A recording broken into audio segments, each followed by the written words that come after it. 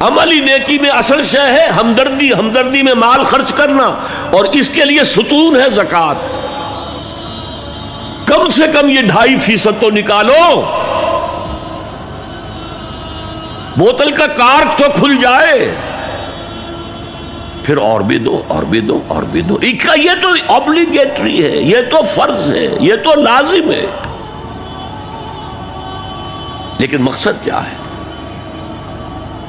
اس کو جو سمجھ لیا بس یہی زکوٰۃ ہی ہمارے ذمے میں ہے، وہ بڑے مغالطے میں۔ حضور نے فرمایا صلی اللہ علیہ وسلم، ان فی المال حقا سوی الزکوٰۃ، ہے مسلمانوں یہ نہ سمجھنا کہ بس زکوٰۃ ادا کر دی تو تمہارے مال کا سارا حق ادا ہو گیا۔ ان فی المال حقا سوی الزکوٰۃ،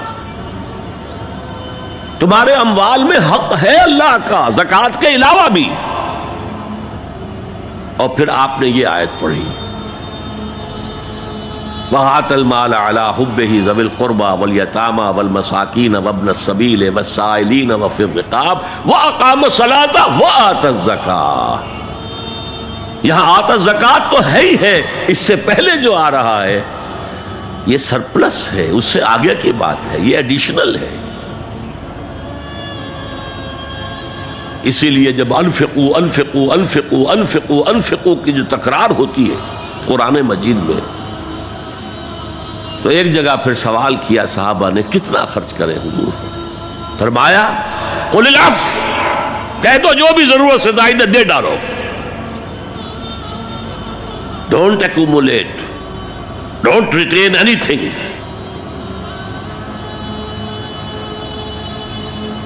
ایک بات آپ سے کہوں، آپ کچھ چونک جائیں گے، حضور نے کبھی زکوٰۃ دی؟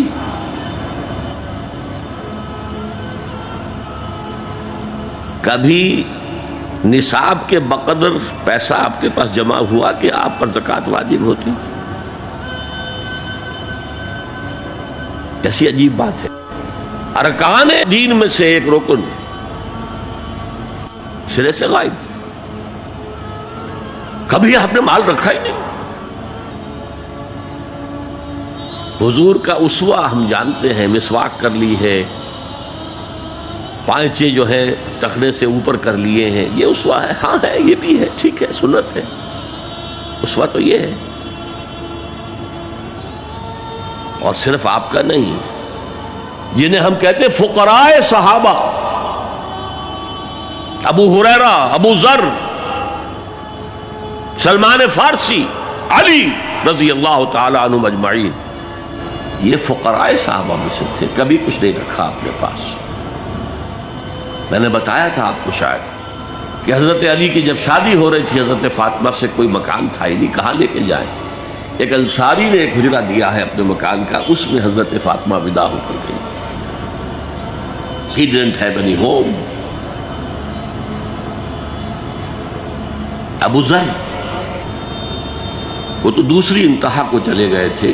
قانون یہی ہے، حلال سے کماؤ، اگر ایک حد سے آگے بڑھ جائے تو زکوٰۃ دے دو، باقی تمہارے اختیار میں ہے، دینا چاہو دو، نہ دینا چاہو رکھو اپنے پاس۔ قانون اس سے زیادہ آپ کو پابند نہیں کرے گا۔ کبھی بھی آپ نے جبر نہیں کیا، ایمرجنسی میں بھی جبر نہیں کیا۔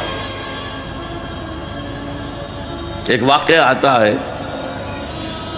کہ حضور کو کئی وقت کا فاقہ تھا، تھوڑی دیر کے بعد حضرت ابو بکر آئے، آپ نے چہرے سے پہچان لیا کہ فاقے سے۔ پھر حضرت عمر آئے، پہچان لیا کہ فاقے سے۔ شاید حضور خود اپنے لیے نہ اٹھتے نہ جاتے، اپنے دونوں ساتھیوں کو لے کر ایک انصاری کے باغ میں پہنچ گئے۔ انصاری کی عید ہو گئی، فوراً لا کر اس نے کچھ کھجوریں، کچھ انگوروں کے گوشے رکھے۔ اس کے بعد وہ دوڑا چھری لے کر کسی جانور کو ذبح کرنے کے لیے۔ یہ ساری تفصیلیں میں کیا بتا رہا ہوں، نال یہ نہیں تھا کہ مدینے میں سبھی فاقے سے تھے، موجود تھے جن کے پاس مال تھا، لیکن جبرن آپ نے کسی سے کچھ نہیں لیا۔ جب وہ چھری لے کر چلا، فرمایا دیکھنا کسی دودھ والے جانور کو نہ ذبح کرنا۔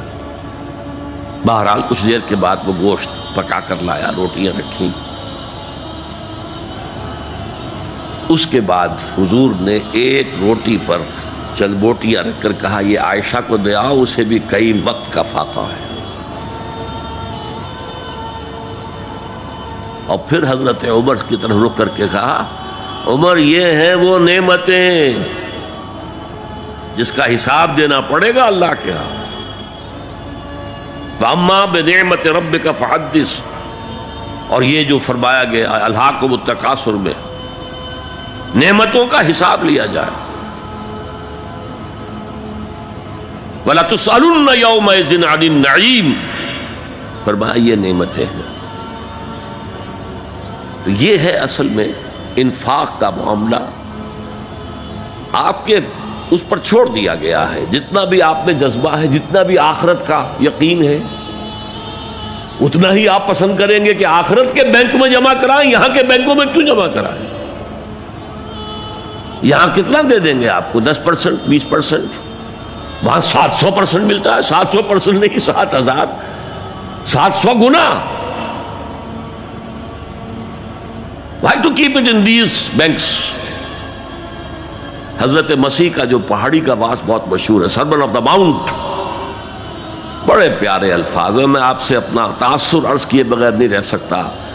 جہاں تک مواعظ کا تعلق ہے، جو حضرت مسیح کے مواعظ آئے ہیں ان سے اونچے واعظ کوئی ممکن نہیں۔ اسی میں یہ جملہ بھی ہے، دیکھو اپنا مال زمین پر جمع نہ کرو، جہاں چوری بھی ہوتی ہے ڈاکہ بھی پڑتا ہے، کیڑا بھی خراب کرتا ہے۔ آسمان پر جمع کرو جہاں نہ چوری کا اندیشہ، نہ ڈاکے کا خوف، نہ کیڑا خراب کر سکے۔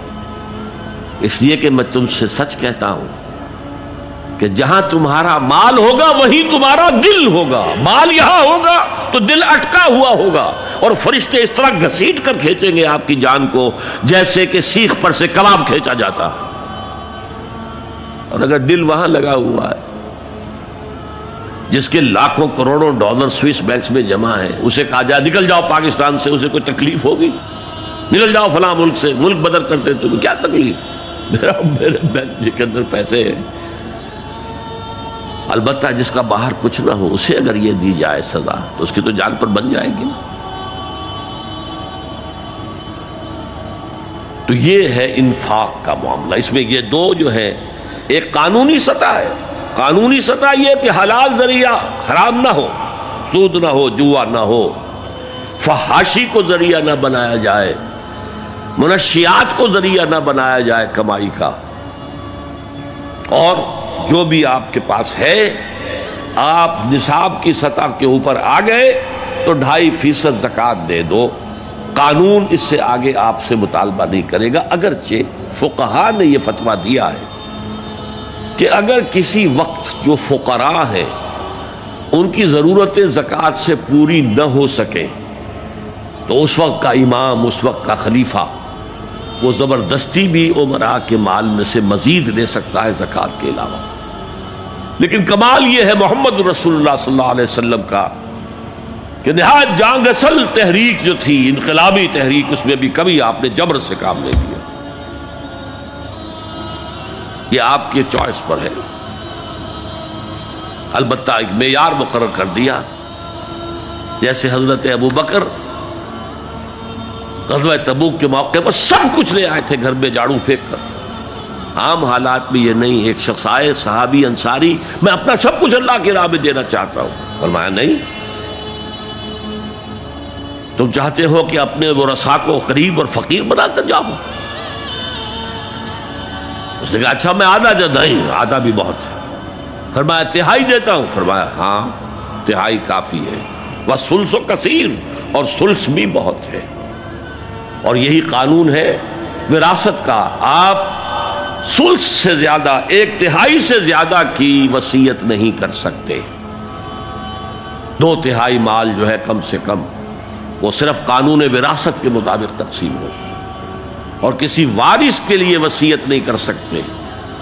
ایک بیٹے کو اس کا حصہ بھی مل جائے اور پھر مزید جو ہے وصیت نہیں، وارث کے لیے لا وصیت لوارث۔ تو تو یہ ہے زکوٰۃ، در حقیقت اس جذبہ انفاق کو سپورٹ دینے والی شے. کم سے کم یہ تو دو. بوتل کا کور کھل جائے گا تو مزید بھی نکل آئے گا اس میں سے. وَآتَ الْمَالَ عَلَىٰ حُبِّهِ ذَوِي الْقُرْبَىٰ وَالْيَتَامَىٰ وَالْمَسَاكِينَ وَابْنَ السَّبِيلِ وَالسَّائِلِينَ وَفِي الرِّقَابِ وَأَقَامَ الصَّلَاةَ وَآتَى الزَّكَاةَ.